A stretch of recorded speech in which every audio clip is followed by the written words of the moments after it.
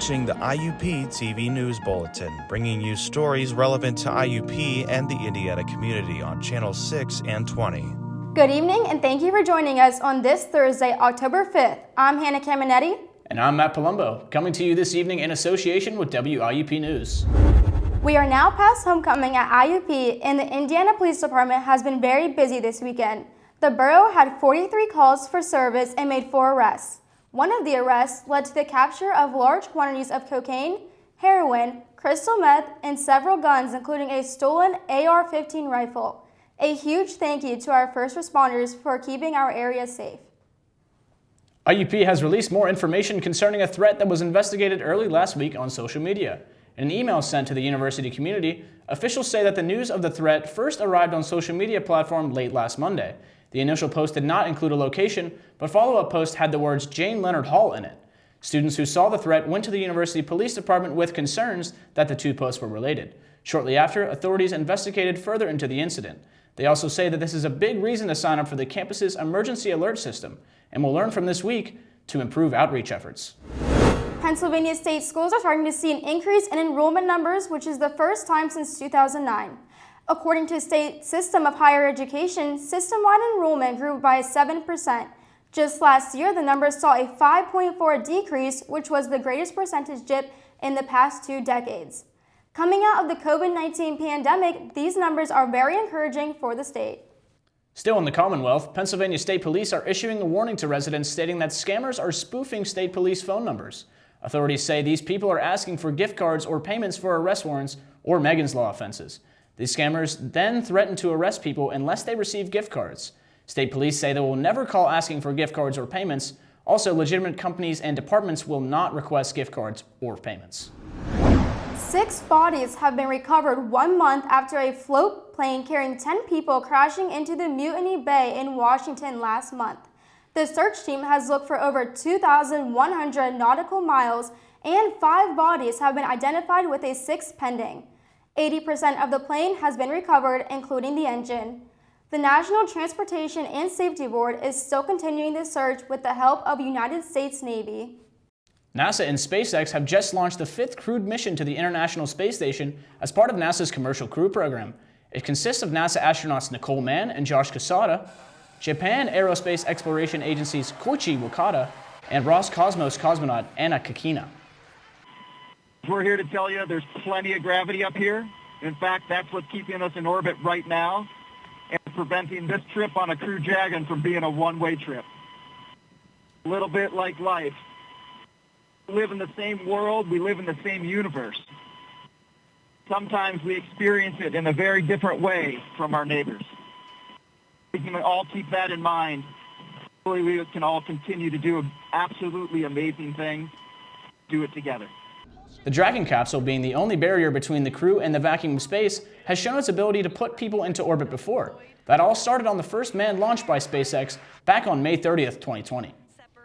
Well, it's always exciting to see launch to the International Space Station. I've seen many, but especially to see a new international crew headed to the International Space Station was very exciting. This follows the successful launch of the Atlas V rocket by NASA, which is carrying the SES-20 satellite. This happening almost a week after Hurricane Ian struck Florida, which delayed the Artemis I moon launch. Brazil's presidential election is heading to a second round after none of the candidates receive at least a 50% majority vote. The latest count of the votes saw candidate Luiz Inácio da Silva head with a 48.4% of the vote, just in front of the incumbent president Jair Bolsonaro. He has been called the Trump of the tropics after declaring doubt in the results of the election. The second round of the vote will start on the 30th of October and will give both candidates more time to campaign, as well as another debate between them.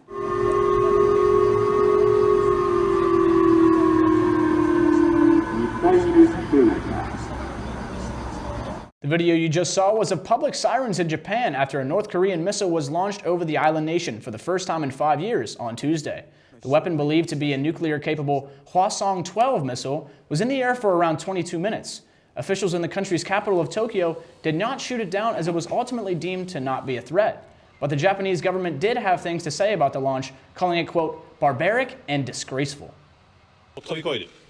This missile that flew over Japan poses an unprecedented, serious, and grave threat, and it greatly damages regional peace and stability. And we strongly protested to North Korea.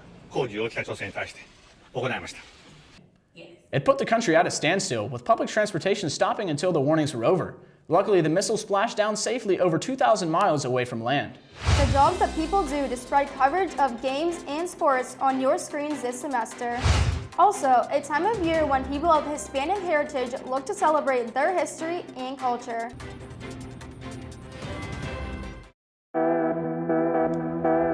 Let's talk about mental health. Not many people realize that your mental health is just as important as your physical. As college students, many different factors can contribute to poor mental health, such as the pressure to succeed, financial instability, social media, and poor health habits. So how do you maintain good mental health? Exercising multiple times a week, eating better on a daily basis, drinking less, and setting achievable goals for yourself are great ways to stay on top. Even though games happen in a play-by-play basis, participating groups like the IUP TV Sports Crew, who has recently been nominated for an Emmy, takes the time to thoroughly prepare for each event. Working in sports has been a profession since the beginning of the 20th century. Though there are many positions that can take place in a sports organization, sports media has played a huge role, a role that many everyday people may not entirely know about. Most professionals in the industry work a multitude of sports and vary in different positions. I worked for the Washington Wild Things over the summer. I was mainly a camera operator behind home plate, as well as I helped set up before games and help break down. Tag from Casanova got him. Hi, I'm Zach Vogt. I'm a senior here, and I've been working with IUP TV Sports for, I guess, technically 2 years now. We took a year off due to the pandemic, but I've done a lot of sports here. Recently football, I actually did basketball, volleyball, soccer, field hockey, and I'm looking at some more sports next semester. So like when I first started, I started out just doing camera work. You know, as a lot of people started on cameras. Then I was allowed to do some more, I guess, hands-on stuff like technical direct, even direct, which is a lot of fun. Uprights here to keep the Crimson Hawks in this game, I think. Hi, I'm Kaylee Wenderoth, and I worked for the Altoona Curve as an assistant creative services director this past summer. I did a lot of the graphic work, motion graphics, and videos that were played on the video board during games. The wall, and it's gone. A 3-run homer from Arden Pabst.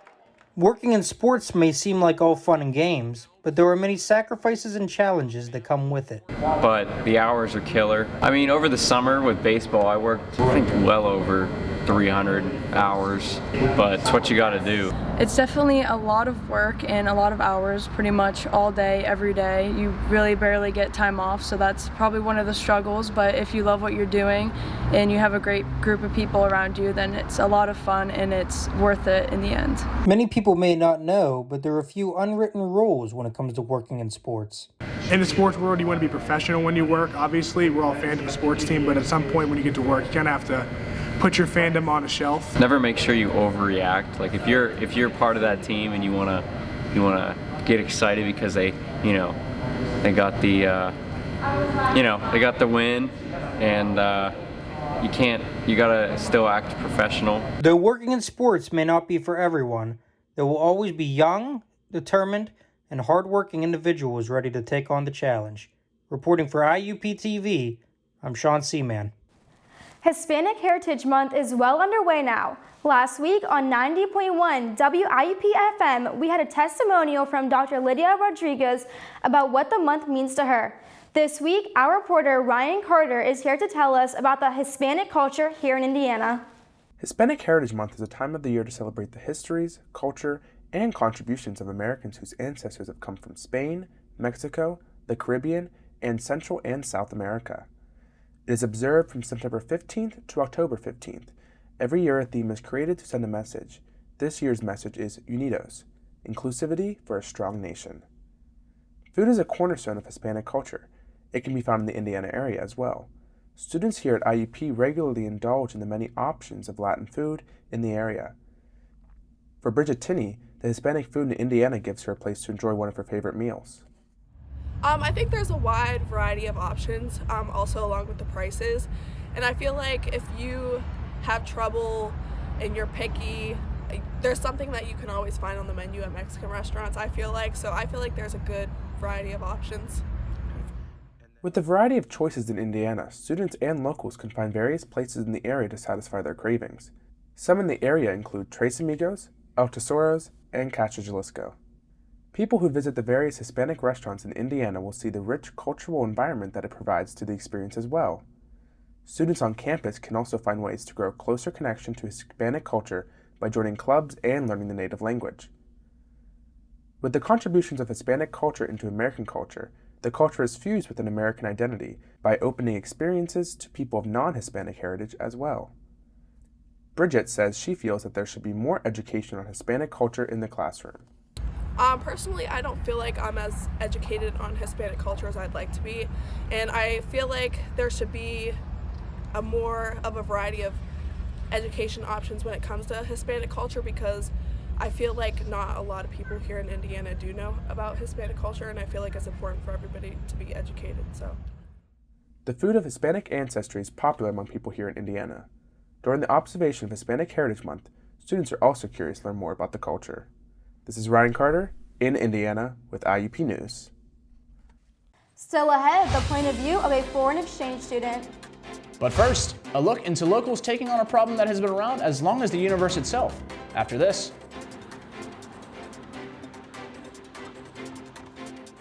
Looking for some new entertainment? Check out IUP TV today.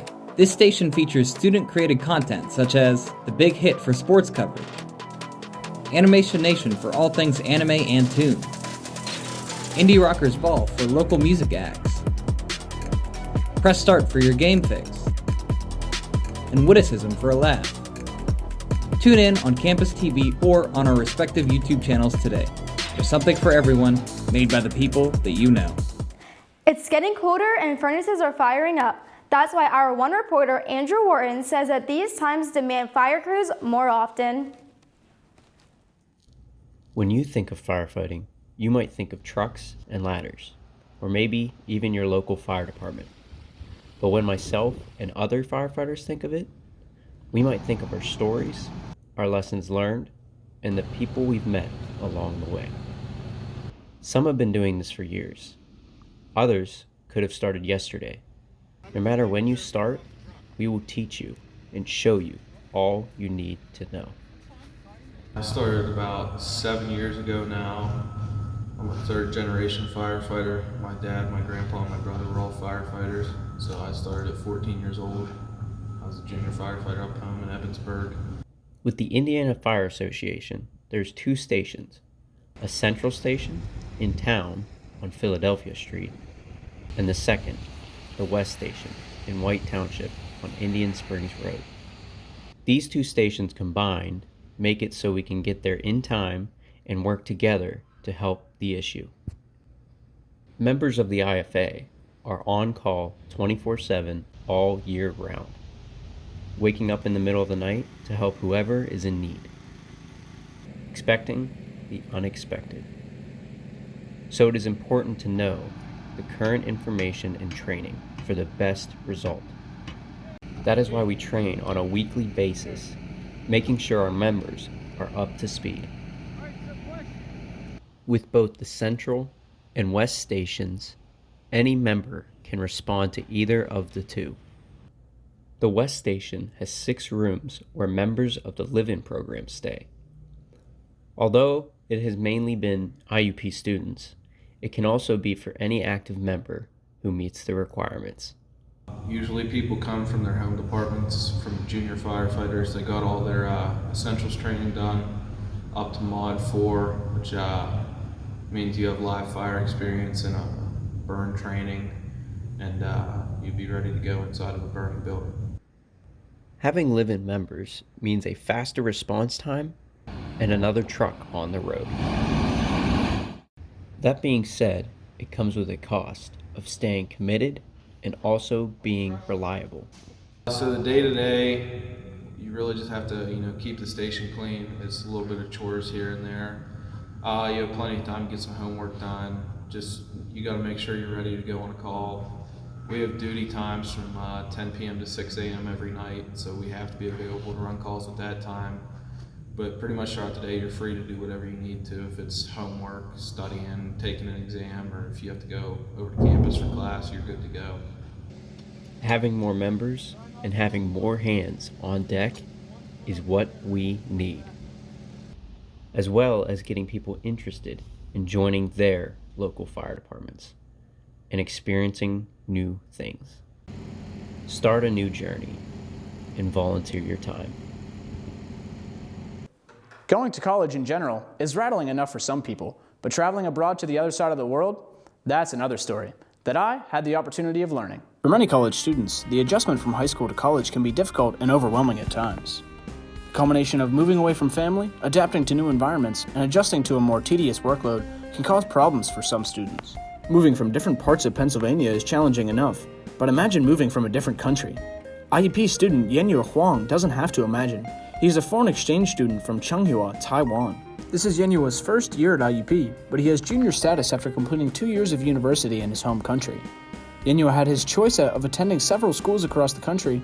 Instead, he chose IUP after seeking advice from an older classmate who was also an IUP exchange student. Yenyue has faced many challenges in his short time in Indiana, and he is dedicated to facing these challenges head on. I asked Yenyue what the most difficult part of the transition to living in Indiana was. I think the most hard part is I don't know how to communicate with the local people here, because sometimes I don't know how to find the topic you say, because we learn the English in our country, but it's totally different from here. Yenyue has done well adapting to the language barrier and class schedule, but he still misses his home country at times. I asked him what he missed most about living in Taiwan. Yeah, I would definitely say the Taiwanese food, because to be honest, I eat a lot of food in the North dining hall, you know. Yeah, I bought a meal plan and I need to spend it. So I eat in the dining hall almost every day, but to be honest, the dining hall food is just like come from microwave. I don't like it. Even though Yenyue has adapted well to life in Indiana so far, he still misses the food and culture of his home country at times. Although his transition has been difficult, Yenyue says that the International Student Office has helped make his transition a lot smoother by taking care of his housing and meal plan. Also, Yenyue is a member of the men's club volleyball team, which he says has helped him greatly with making his transition.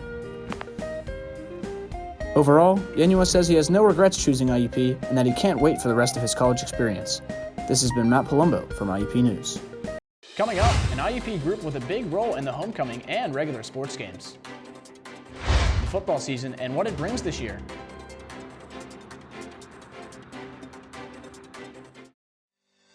Need a place to study? You should come to the Stapleton Library at IUP. Stapleton has various places for students to get work done. There are individual cubicles and areas if students want to work alone. Also, there are multiple group areas for collaboration. It's a good place to get schoolwork done, and it beats sitting in your room. Our homecoming games just wouldn't be the same if the IUP cheer team wasn't there to hype up the crowd. Yes, Matt, and our reporter Skylar Sabansky says that we're lucky the team is still a thing even after the pandemic. Due to the COVID-19 pandemic putting everything on hold, the IUP cheer team is back and fully focused. But it is a little different this year. In the past, we have had a coach, but now we are a student-ran program. Meet one of the captains, Ava Bianca. She explains how she was able to get certified to be able to coach the IUP cheer team.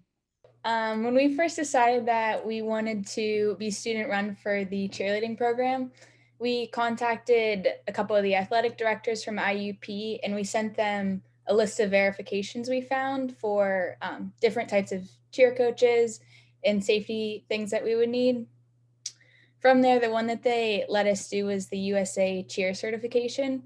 So that was an organization that works with a lot of college teams and all-star teams and rec cheerleading. That verification was about half of it was the safety aspect of cheerleading and what to do if someone gets injured and the right steps to take. And the other half was a lot of the training of cheerleading and kind of making sure that we know the correct technique to teach and we know what skills we're doing and what to call them and the correct levels of progression with cheerleading. But she is not the only one that stepped up. Meet Abby Kobleski, another captain of the IUP cheer team, as she also talks about how she got certified to be a coach. Okay, so Ava and I talked with the athletic director, Todd Gazzarelli, and we basically just thought it would be easier to be student run. So all we really had to do is get a USA cheer certification, and then her and I are both safety certified, so if somebody does get hurt, we know what to do. With 2 students now running the cheer program, comes with learning how to balance when it's the right time to be a coach figure, and then the friendship aspect. Both Ava and Abby talk about how they balance this. It's really difficult to be both the coach and a member on a team because you want to have that close bond with all of the members on the team, but you also want them to have that respect for you and understand that you know what you're talking about when you're trying to help them and become better and grow as a team and do a little bit more than just have fun together. So I have some sort of issues balancing friends and the coaching. It's kind of hard to be the bad guy at times, but most of the time we try and be strict during practice, and then outside of practice we're a little bit more lenient on things. But for the most part, we have to be strict during practice so that we can get things done and look good for games. As they both took the position to be a coach, they have a certain vision that they want the team to be. Both Ava and Abby explain what they want for the future of the IUP cheer team. For the rest of the season, I really want our team to grow both with each other and with our abilities.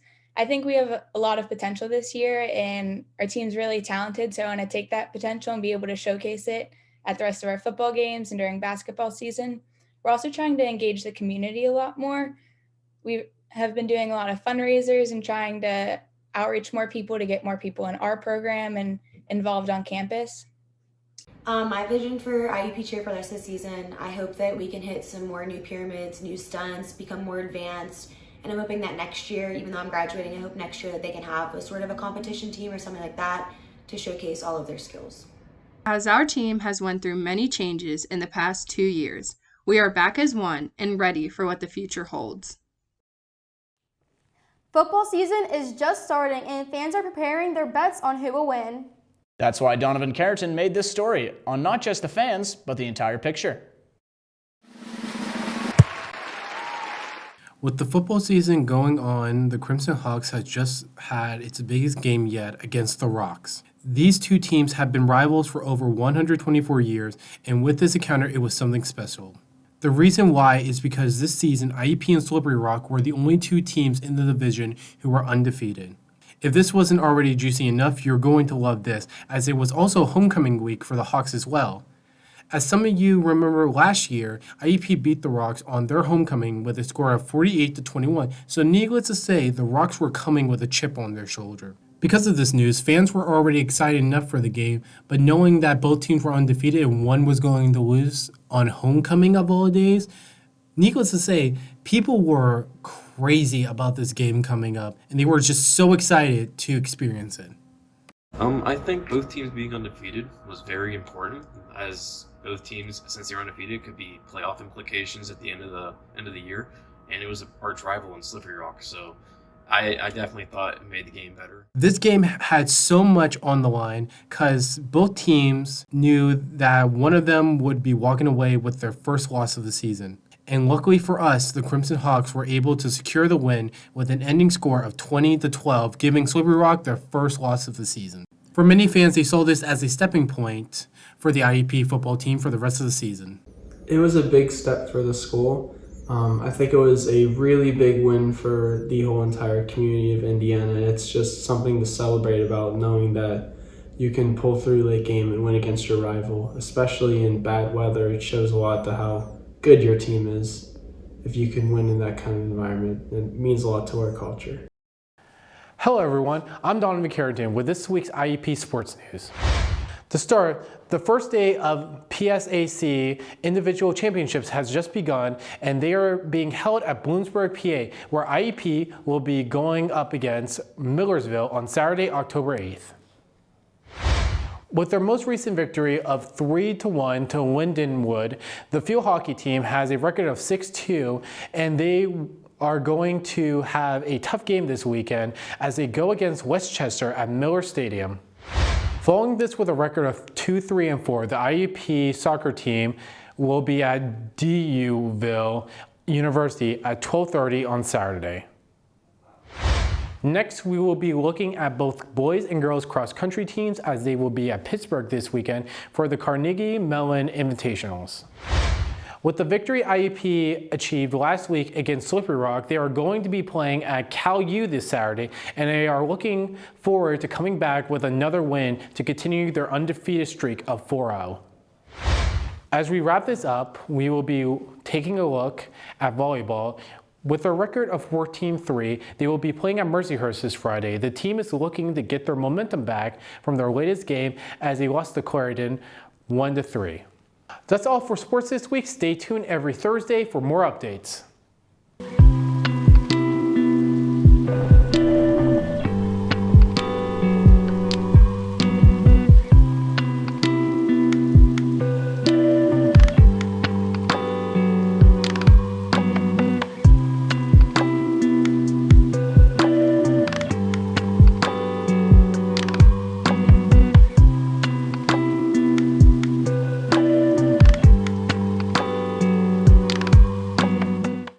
If you haven't heard yet, IUP News is collaborating with our local radio station, 90.1 WIUP FM, where you can also receive up-to-date stories produced by IUP students coming from multiple backgrounds. If you're interested to volunteer and produce local stories with our team, please contact one of us on our website, iupnews.godaddysites.com.